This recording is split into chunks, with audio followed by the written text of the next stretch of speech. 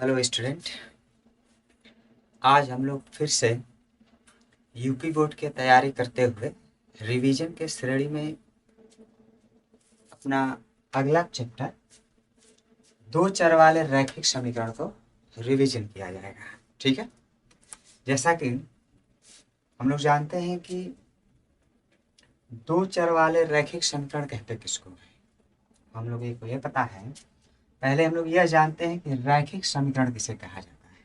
ठीक है, हमें पता है कि वे समीकरण जिनकी अधिकतम घात एक हो उन समीकरणों को रैखिक समीकरण कहते हैं। ठीक है, और दो चर वाले रैखिक समीकरण किसको कहते हैं कि वे समीकरण जिनमें कम से कम दो चर हो और उनकी घातें एक हो वह कहलाते हैं दो चर वाले रैखिक समीकरण। जैसे दो चर वाले रैखिक समीकरण का व्यापक रूप होता है ax plus b y plus c बराबर 0, जहां ए बी व सी अचर पद क्या होते हैं, अचर पद। यह होता है दो चर वाले रैखिक समीकरण का व्यापक रूप। ठीक है,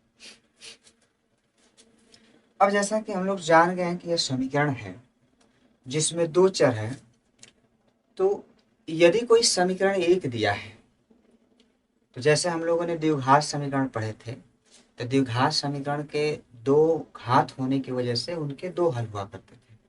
लेकिन यहाँ पर एक घात है तो इसका मतलब ये नहीं है कि सिर्फ इसके एक ही हल हो गए। अब एक हल भी हो सकते हैं, एक से ज़्यादा भी हो सकते हैं। ठीक है, नहीं भी हो सकते हैं। जैसे देखिए, पहले अगर आपको कोई एक समीकरण दिया हो तो एक समीकरण के अनंत हल हो सकते हैं। एक समीकरण के अनंत हल हो सकते हैं। कैसे, देखिए, जैसे मान लीजिए कि एग्जाम्पल के तौर पर एक समीकरण दिया गया हो 2x plus 3y mind plus 8 बराबर 0।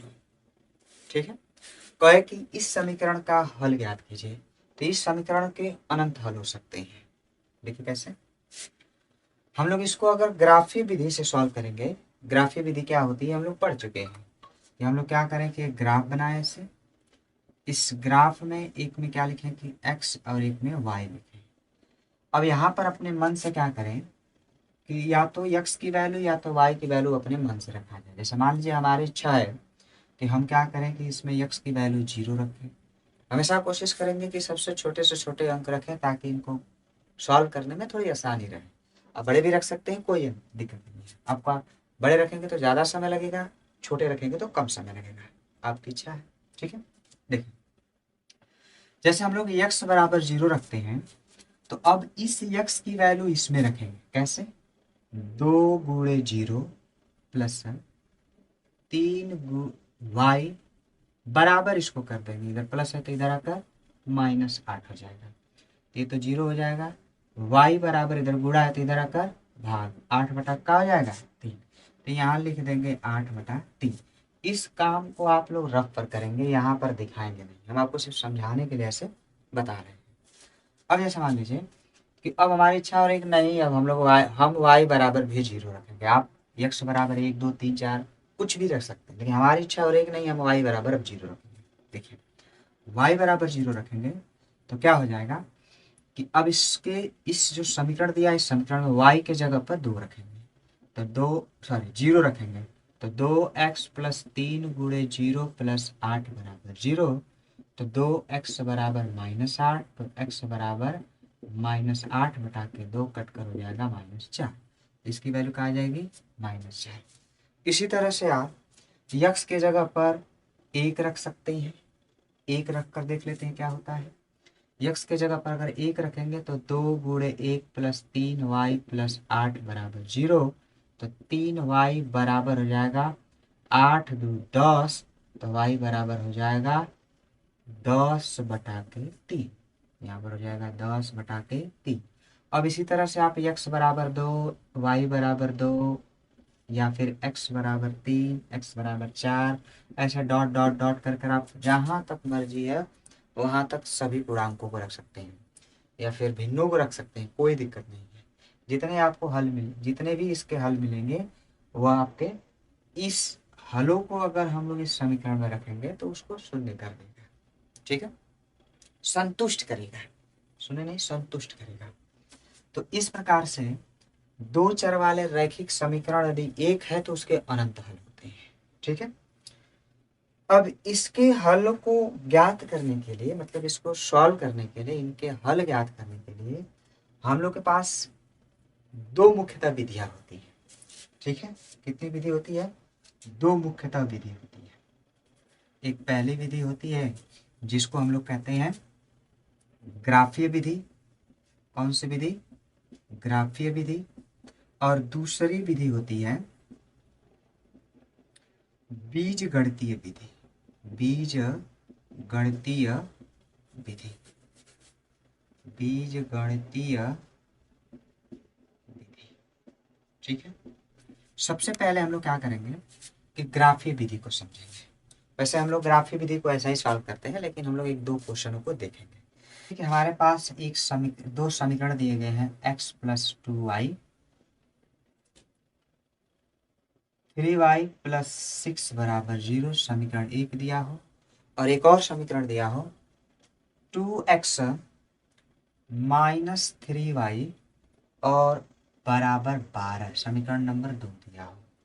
कह रहा हो कि इन दोनों समीकरणों को सॉल्व कीजिए, इन दोनों समीकरणों का करिए सॉल्व कीजिए, कुछ ऐसे दिया हो। ठीक है, तो अब इसको सॉल्व करने के लिए कहे और कहे कि ग्राफीय विधि का प्रयोग कीजिए। किसका करिए? ग्राफीय विधि का। तो हम लोग क्या करेंगे, इसको सबसे पहले एक पहले समीकरण को लेंगे, जैसे कि x प्लस 3y बराबर, इसको इधर माइनस है तो इधर आकर प्लस हो जाएगा। इस समीकरण के लिए सबसे पहले ऐसे ग्राफ खींचेंगे। ठीक है, एक तालिका बनाएंगे। इस तालिका में एक में x लिखेंगे, एक में y। अब क्या होगा कि इसमें जब x लिखेंगे तो x के जगह पर हम लोग पहले 0 रखेंगे।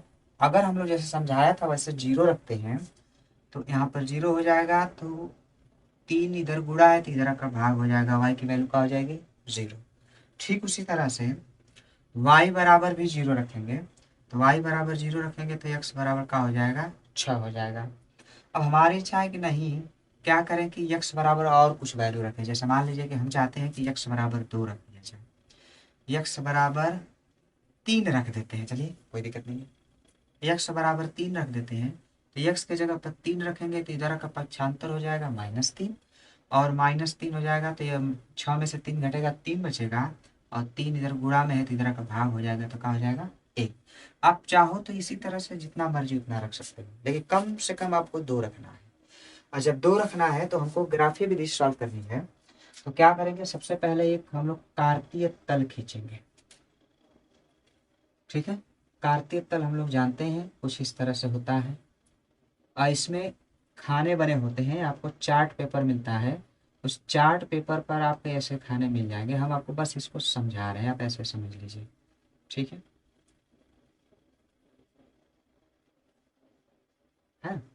अब इसको क्या करेंगे, इस तालिका से हमको क्या मिल गया है कि 0,2 एक कोऑर्डिनेट मिल गया, अर्थात एक निर्देशांक मिल गया है, पहला x दूसरा y। और फिर क्या मिला है? 6,0, फिर क्या मिला है? 3,1, ऐसा कुछ मिला है। ठीक है, अब इसको क्या करेंगे कि इस ग्राफ पर दिखाएंगे। कैसे दिखाएंगे? देखिए, जैसा कि हम लोग जानते हैं कि 0,2 है, तो जब 0 हो तो अगर इसको पहला को बोलते हैं भुज, दूसरा को बोलते हैं कोटि। ये रहा भुज, दूसरा रहा कोटि। क्या करते हैं कि पहले अगर भुज जो है 0 है तो वह कोटि पर स्थित होगा, तो कोटि 2 है, अर्थात कितना? 2। यहाँ पे 1 और 2, तो यह पॉइंट हो जाएगा 2, 0,2। ठीक है, फिर उसके बाद से 6,0, तो देखिए भुज का मान दिया हुआ, कोटि की वैल्यू 0 है। जब कोटि की वैल्यू 0 है तो वह एक्स अक्ष पर स्थित होगा। किस पर स्थित होगा? एक्स अक्ष पर रखेंगे। 1, 2, 3, 4, 5, 6, यह हो गया 6,0। अब देखिए, अब 3,1 देखेंगे। 3,1, 3, देखिए भुज पर 3, 1, 2, 3, इसके द्वारा काल्पनिक रखें, इधर खींच लेंगे। फिर कोटि का मान जो है 1, 1, यहाँ 0 से हो गया 1, इसको मिलाएंगे, यहाँ से ऊपर जाएगा। अब देखिए इससे तीनों बिंदुओं से होते हुए एक रेखा खींच देंगे, तीनों बिंदुओं से जाते हुए एक रेखा ऐसे खींच देंगे। तो देखिए हमको एक चीज मिलेगा यहाँ पर, यदि इन समीकरणों को सॉल्व करें और ग्राफ पर दिखाएं तो ग्राफ पर समीकरण का एक रेखा मिलेगी। ठीक है, एक रेखा हो गई इस तरह से एक समीकरण से। अब क्या करेंगे, दूसरे समीकरण को भी यही काम करेंगे। समीकरण हमारा दूसरा नंबर यह है, यहाँ पर क्या करेंगे कि पुनः ठीक उसी तरह से एक तालिका का निर्माण करेंगे। कम से कम 3 4 5 6 हम तो रखेंगे ही रखेंगे। यहाँ पर x कर लेंगे, यहाँ पर y कर लेंगे। अब क्या करेंगे कि हमारी इच्छा है कि x बराबर यहाँ पर 0 रखें। ठीक है, रख दिया गया।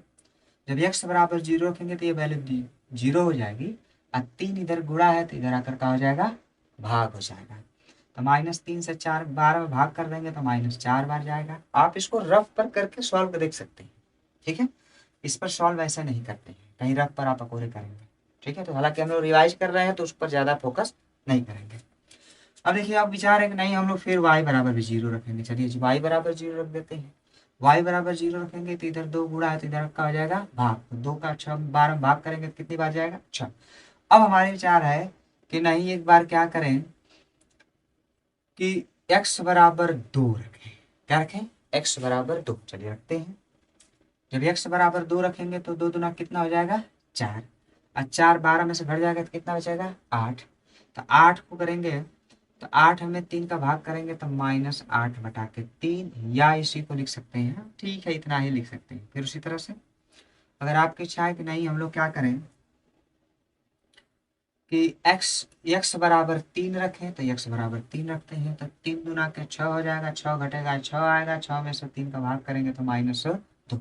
अब ऐसे ही आप आगे और भी रख सकते हैं। अब इसमें एक चीज को ध्यान रखना है कि हालांकि दिखाए तो इस ग्राफ पर सभी जा सकते हैं, लेकिन आपके लिए समस्या होगा जब कोई भिन्न आ जाएगी।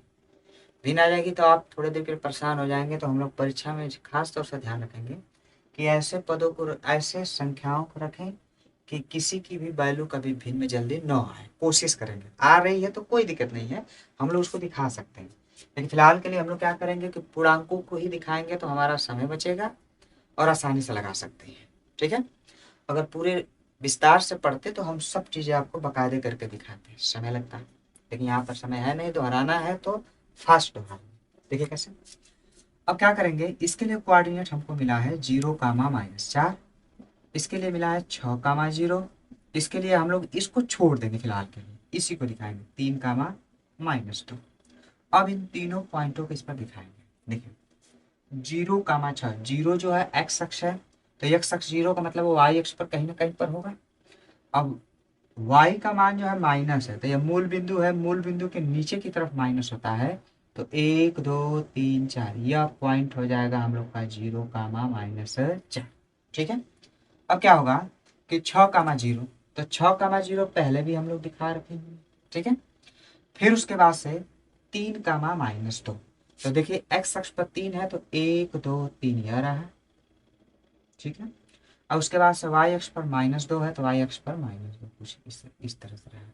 अब क्या होगा, हालांकि हमने अपने हाथों से खींचा हुआ है, अगर आप ग्राफ पर खींचेंगे तो यह लाइनें आपको एकदम सीधी मिलेगी, सीधी एकदम मिलेगी ऐसे जाते हुए। ठीक है, अब देखिए यह ग्राफ हम लोग का है x + 3y - 6 = 0, और यह ग्राफ है हम लोग का 2x - 3y = 12।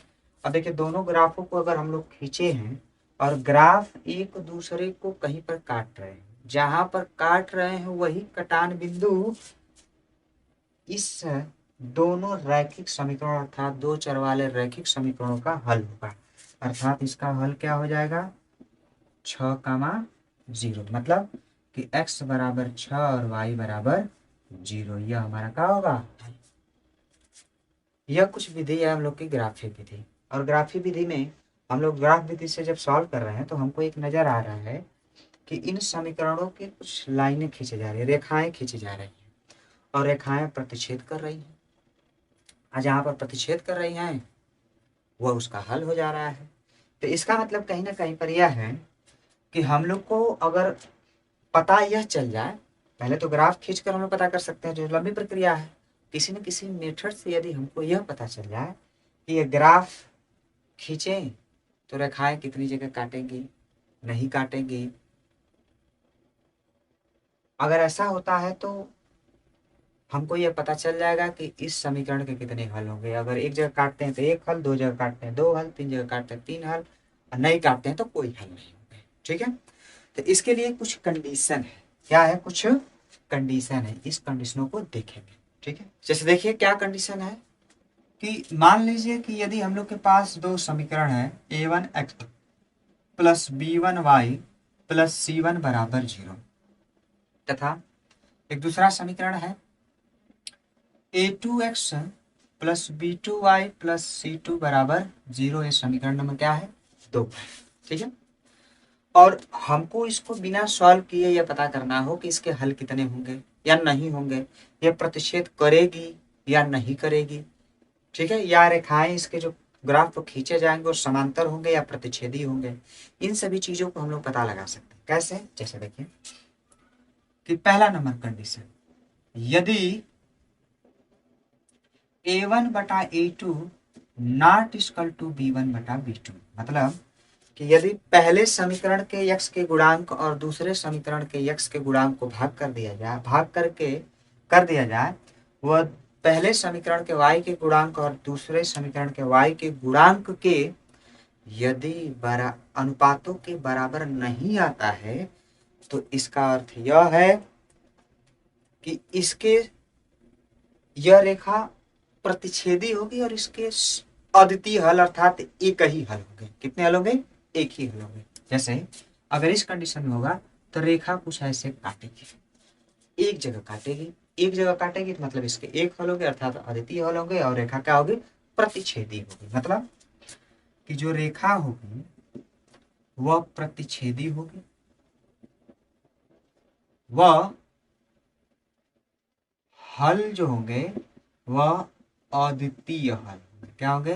अद्वितीय हल होंगे। ठीक है, दूसरा कंडीशन, यदि यही a1 बटा के a2 इक्वल टू b1 बटा के b2 not equal to c1 बटा के c2 हो तो जो रेखा होगी वो प्रतिच्छेदी ही होगी। कैसी होगी? प्रतिच्छेदी होगी। रेखा प्रतिच्छेदी होगी। प्रतिच्छेदी का मतलब कैसे?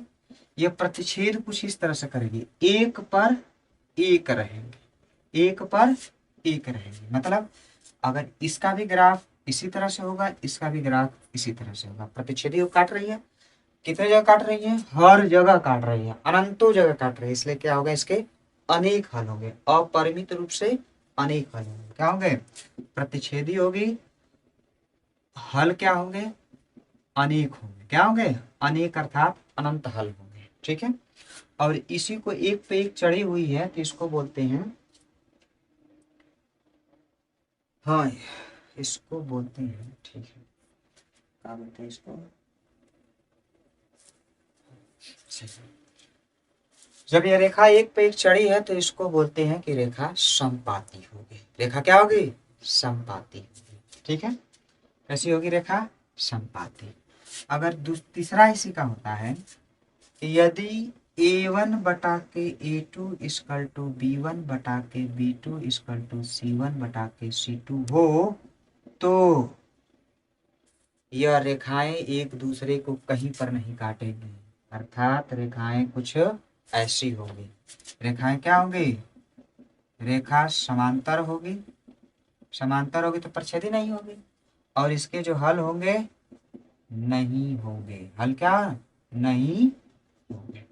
इस कंडीशनों से हम लोग पता लगा सकते हैं कि जो ग्राफ खींच रहे थे उस ग्राफ में कौन सी रेखा प्रतिच्छेदी होगी, कौन सी रेखा समांतर होगी और कौन सी रेखा समपाती होगी, और किसके हल एक होंगे, किसके हल अनेक होंगे, किसके कोई हल नहीं होंगे। ठीक है, इन तीनों से हम लोग ज्ञात कर सकते हैं। और हम चाहेंगे कि आप क्या करें कि इसको सॉल्व करें, इस पर आप क्वेश्चन लगाएं, नहीं आता है तो पूछें, जरूर पूछें कमेंट बॉक्स में। ठीक है, चलिए अब हम लोग आगे देखेंगे। हमने अब तक ग्राफी विधि से देखे दो चर वाले रैखिक समीकरणों को हल करना। अब हम लोग क्या करेंगे कि बीज गणितीय विधि से दो चर वाले रैखिक समीकरणों को सॉल्व करना सीखेंगे। ठीक है, किससे? बीज गणितीय विधि से।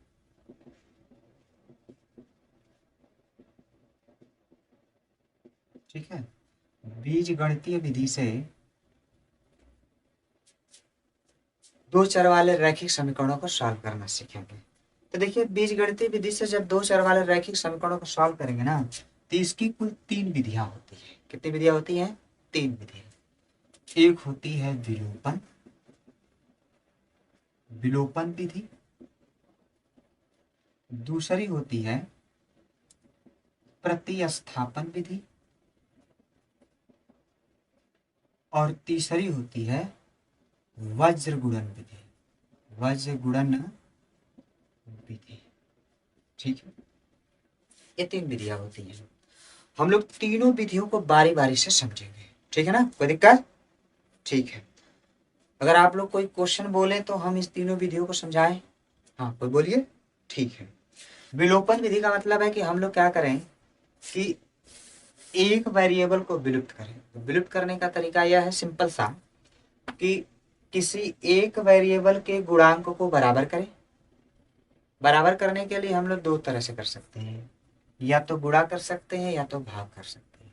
ठीक है, और गुणा भाग करने के बाद यदि वेरिएबल के गुणांक बराबर हो जाते हैं और चिन्ह भी बराबर हो रहे हैं तो उस कंडीशन में दोनों समीकरणों को घटाएंगे।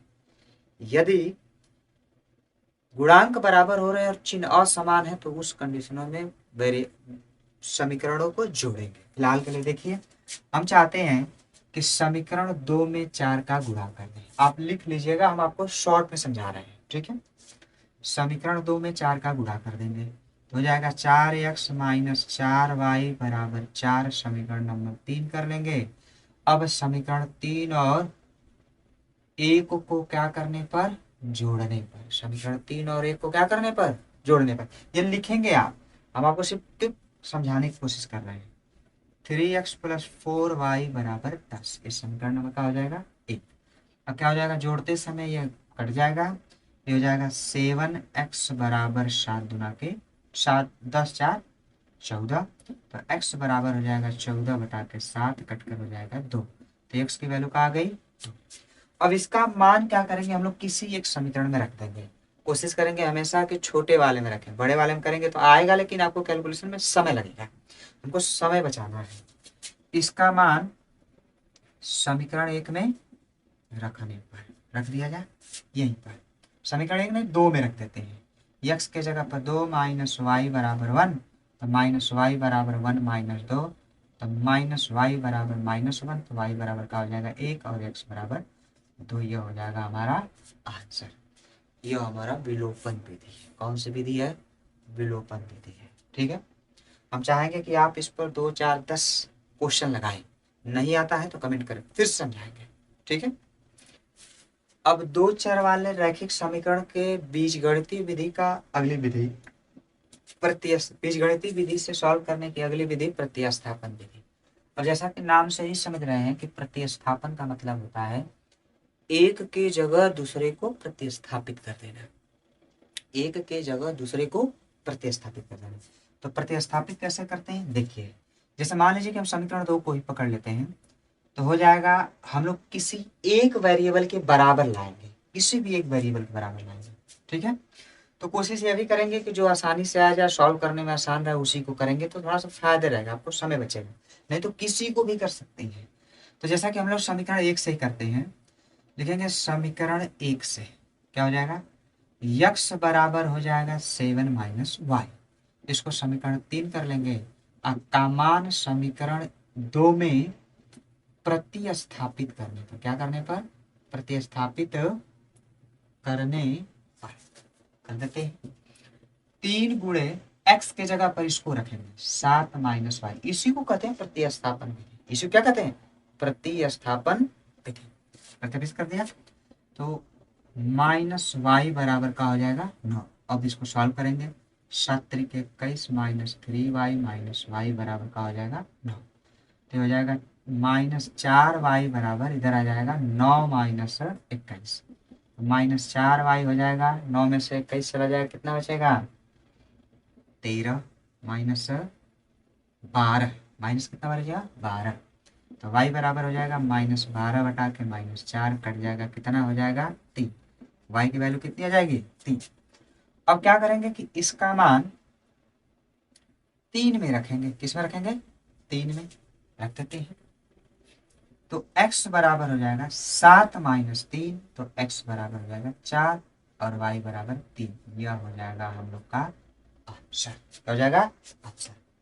हम ये भी चाहेंगे कि आप प्रतिस्थापन विधि से भी जितने क्वेश्चनों को है आप उसको सॉल्व करें। नहीं समझ में आता है तो फिर से बोलिए, फिर कमेंट करिए, फिर से हम आपको समझाएंगे। ठीक है। देखिए अगली विधि जो हम लोग की है वज्र गुणन विधि।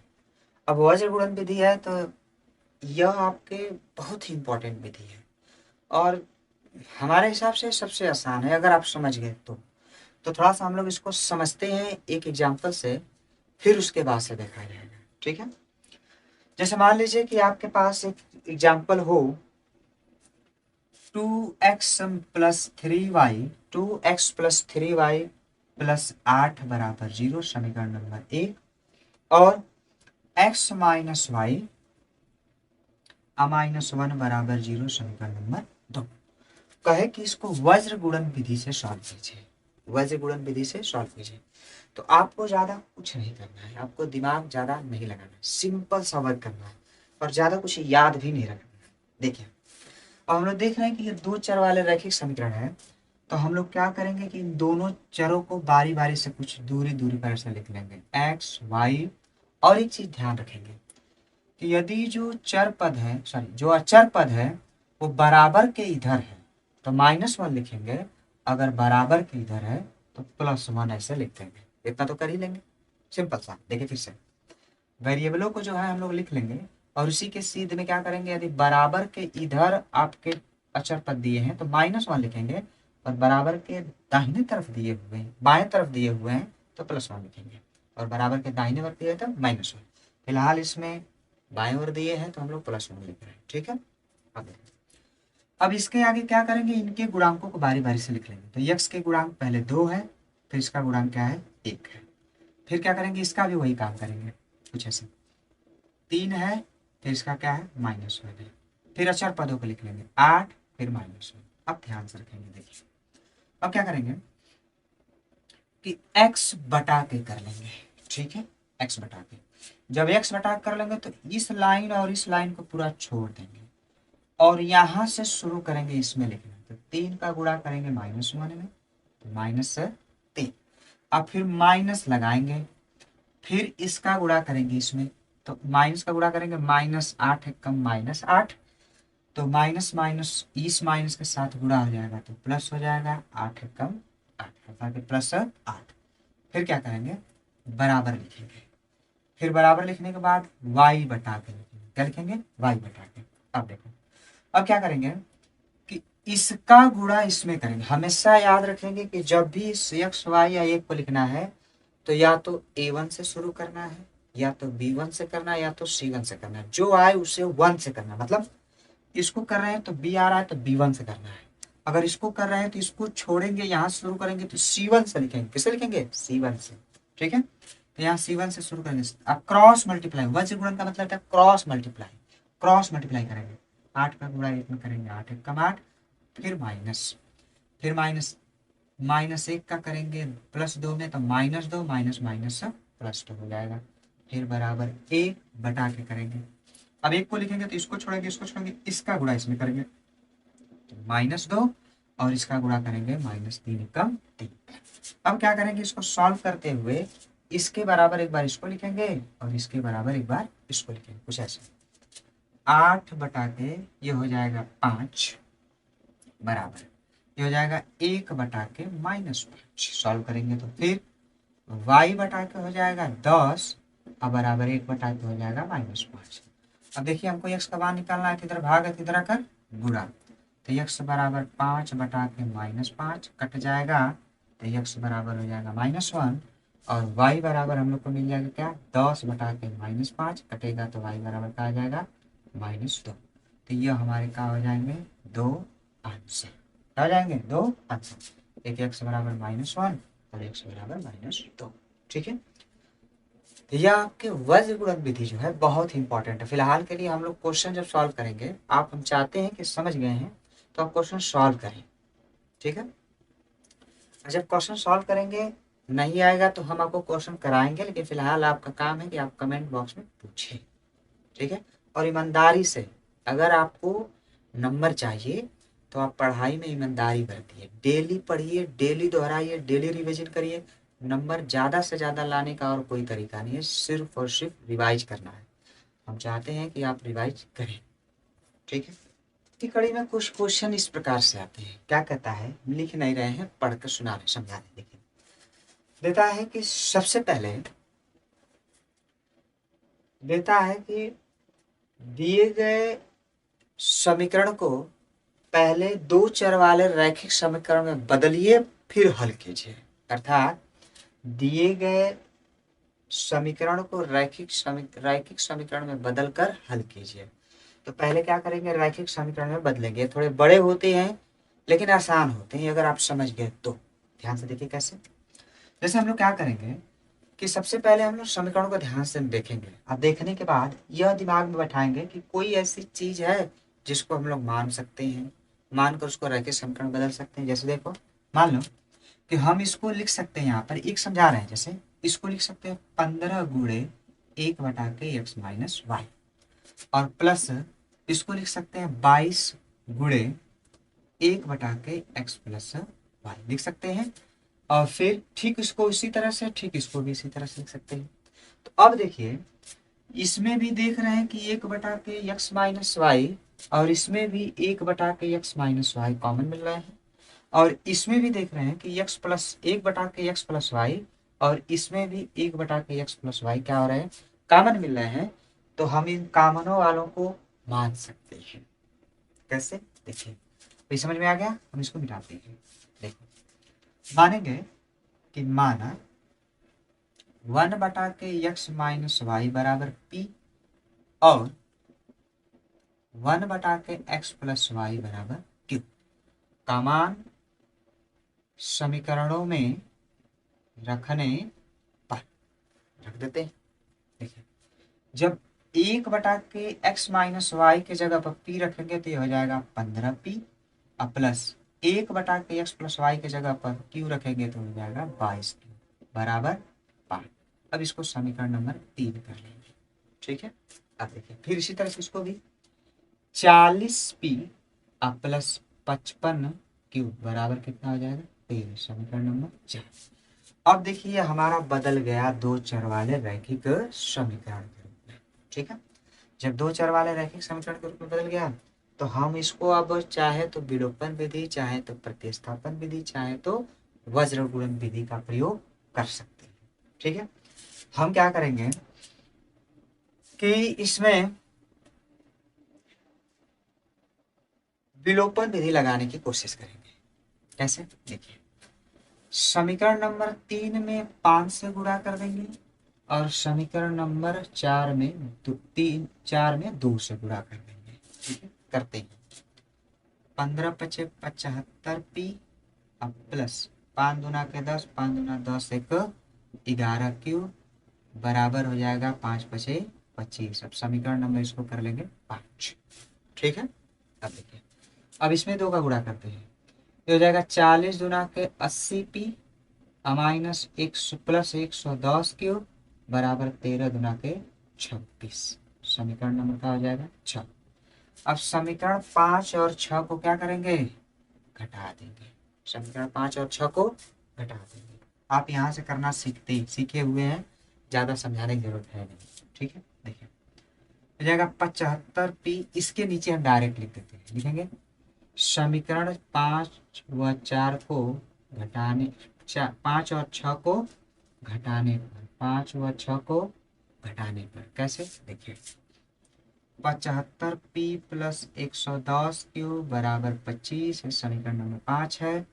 फिर 80p प्लस 110q बराबर हो जाएगा 26। समीकरण नंबर 6 घटा दिया जाए, माइनस माइनस माइनस ये कट जाएगा, ये घटेगा तो बचेगा -5p बराबर हो जाएगा -1, तो p बराबर हो जाएगा 1/5 का मान आप किसी समीकरण में रख सकते हैं। ठीक है, का मान समीकरण अब जिसमें p और q है उसी में रख सकते हैं, ही ना कि इसमें और इसमें रखते हैं।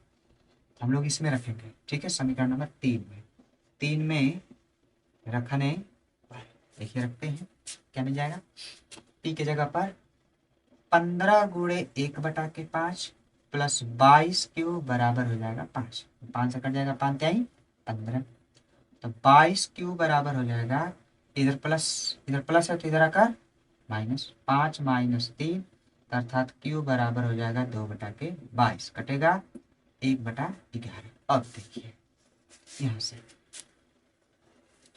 अब क्या करेंगे कि q की वैल्यू जो आई है दिए गए इसमें रख देंगे, और जो p की वैल्यू आई है, सॉरी q की वैल्यू इसमें रखेंगे और p की वैल्यू इसमें रख देंगे। कैसे, देखिए कि p की जगह पर रखेंगे तो हो जाएगा 1/x माइनस वाई बराबर p की वैल्यू है 1/5 और 1/x प्लस वाई बराबर q का मान है 1/11। अब क्रॉस मल्टीप्लाई करेंगे तो x माइनस वाई बराबर 5, इस समीकरण नंबर हो जाएगा 7 और ये हो जाएगा x प्लस वाई बराबर 11, ये समीकरण नंबर हो जाएगा 8। अब देखिए समीकरण 5, 7 और 8 को क्या कर देंगे, जोड़ देंगे, तो x माइनस वाई बराबर 5 समीकरण नंबर 8 और x प्लस वाई बराबर 11 समीकरण नंबर 7 या 8 हो जाएगा। जोड़ देंगे, क्या करने पर, जोड़ने पर कट जाएगा, 2x बराबर हो जाएगा 16, तो x बराबर हो जाएगा 8, x बराबर क्या हो जाएगा 8। इसका मान अब क्या करेंगे कि समीकरण इन्हीं दोनों में से रखेंगे, इसमें भी रख सकते हैं लेकिन सॉल्व करने में आपको तकलीफ होगी, इधर रखेंगे। इसका मान क्या करेंगे, समीकरण नंबर 7 में रख देंगे, में रखने पर रख देते हैं। देखिए 7 यही है, 8 माइनस वाई बराबर 5, तो माइनस वाई बराबर हो जाएगा -3, तो वाई बराबर का आ जाएगा 3, एक्स बराबर हो जाएगा 8। कुछ इस प्रकार से आंसर। ये थोड़ा बड़े तो है लेकिन आप 1-2 बार रिवाइज कर करके देखिए, समझिए और लगाइए। ऐसे क्वेश्चन आपको आते ही आते हैं, ये तो आता ही आता है ना। बार बार लगाएंगे तो आपको कम से कम 4 से 5 नंबर सवाल तैयार हो जाएंगे हमसे। ठीक है, कोई दिक्कत नहीं। चलिए